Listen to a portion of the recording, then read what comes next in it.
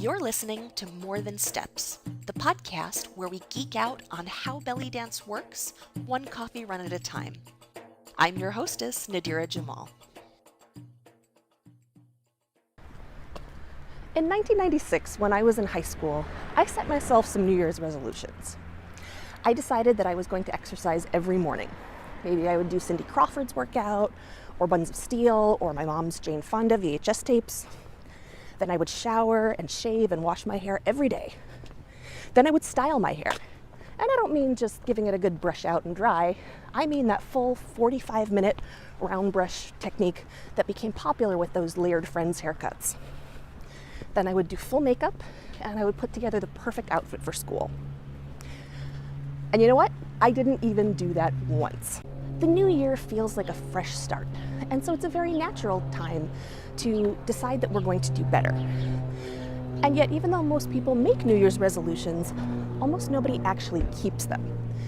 Maybe you stick with it for a few weeks, more likely just a few days, or maybe like me in 1996, you don't even do it once. So why do our resolutions tend to fail? Well, I think the biggest thing is that we tend to choose them out of fear, not of love. So we end up resolving to take care of our shoulds, not our actual wants. In my case, I didn't actually want to have perfectly done hair, an amazing outfit, and fabulous makeup every day. I made that resolution because I felt like I didn't look good enough. Another issue is that we tend to bite off more than we can chew. When I actually tallied up how much time it would take to do that entire routine, I would have to wake up 3 hours earlier in the morning. That was not even remotely practical. And yet there is a lot of value in that fresh start resolution, especially for us as dancers, because we need to practice and we need to build our skills. So how can we set a resolution we can actually stick with? Well, first, remember that the most important thing is that it's a true want and not a should. So when you're considering a dance-based resolution, do a gut check. Is this about fixing something that's wrong and bad in your dance? Or is it something that you're excited about because you want to do better and because you love it? This really matters. The thing is that fear and shame seem like they should be good motivators, but that motivation doesn't actually last. You will see much more improvement in your dancing if you focus on the things that you want to improve out of actual love. Another thing to do is to keep it manageable by picking something that's very small and very specific. Small makes sure that you can actually do it, and if you finish really early, you can always choose another resolution once you've used up this one. Specific makes it possible to choose specific activities that will help you get there. So with all that said, let's look at some examples of manageable resolutions for dancers. Let's say that you think, okay, well, I really need to improve my technique. Well, decide, are you trying to learn a new move or skill, like a belly pop or swinging a cane or coordinating your shave and a haircut zills while you actually move? Or are you looking to refine something that you already know, like having stronger arm carriage, or not bouncing during hip drops, or finally layering a shimmy onto those figure eights? Get specific. Or let's say that you want to start improvising. A good place to start might be to make friends with your safety moves, or to play one simple zill pattern while you improvise if you're already comfortable with basic improv. Let's say that you feel like your repertoire is too small, so maybe you need to learn a new combination or 2 or 3, or maybe pick up a new choreography. Or another great repertoire option is to refresh your memory about a choreography you learned last year, so it will still be fresh and available to you next time you want to use it.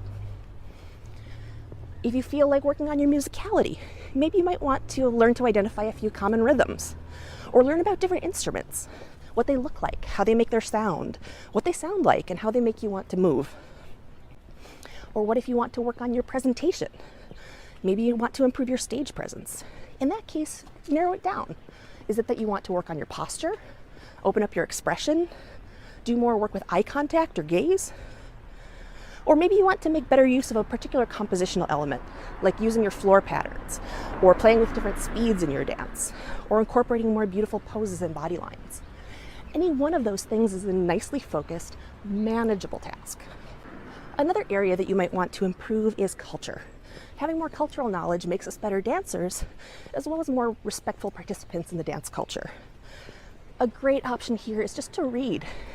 So maybe decide that you'll read a certain number of articles, maybe 5 or 10. You can check out the Habibi magazine archives or the Gilded Serpent.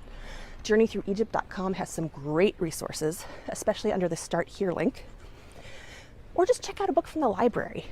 There's a lot more to these cultures than the music and the dance, and the broader a look you get, the more you'll understand. Another great option is to learn a few words or phrases in one of the belly dance adjacent languages. This opens up the music and helps open you up to more contact with people actually from the cultures. Even just a couple of words here like hello and thank you and please can really go a long way to establishing the relationships that can help you learn more about the culture and really participate.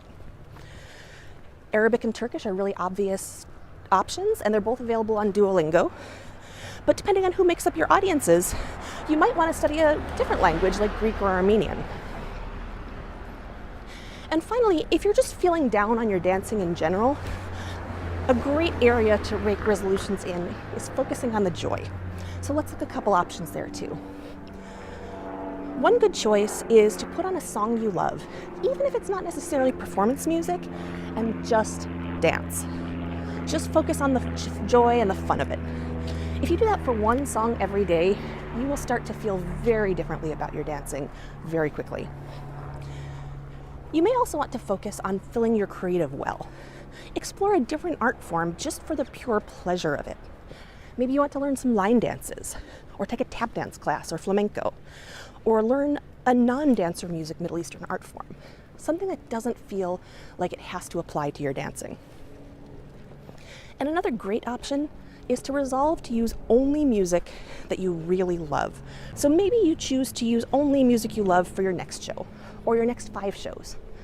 And finally, a great thing to ask yourself is, what can you let go of? Is there anything that you've had yourself on the hook for that is really unnecessary? For example, my dancing got a lot better, and I got a lot happier when I decided that I did not need to master every style of belly dance. I could focus on the styles that were appropriate for the venues I was dancing in, and learn other things as continuing education and background information. But I didn't have to be all things to all people.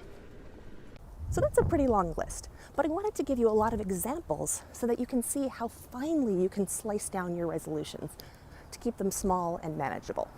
And if that list seems overwhelming, remember, you shouldn't try to do all of them or even many of them. Just pick 1 or maybe 2 to focus on for now. And you might be getting to the end of this and saying, well, I don't think resolutions are for me. And if that's the case, you are not alone. I've actually stopped doing resolutions because they are kryptonite for my perfectionist tendencies. As you saw in my 1996 example, they're just not a great choice. But I do use the clean slate of the new year to reflect on what happened in the past year and to think about what I want in the new year. Then instead of setting resolutions, I choose themes. Themes are just areas that I'm interested in exploring or improving. I'm not committing to reaching any particular goal or even limiting myself to those things.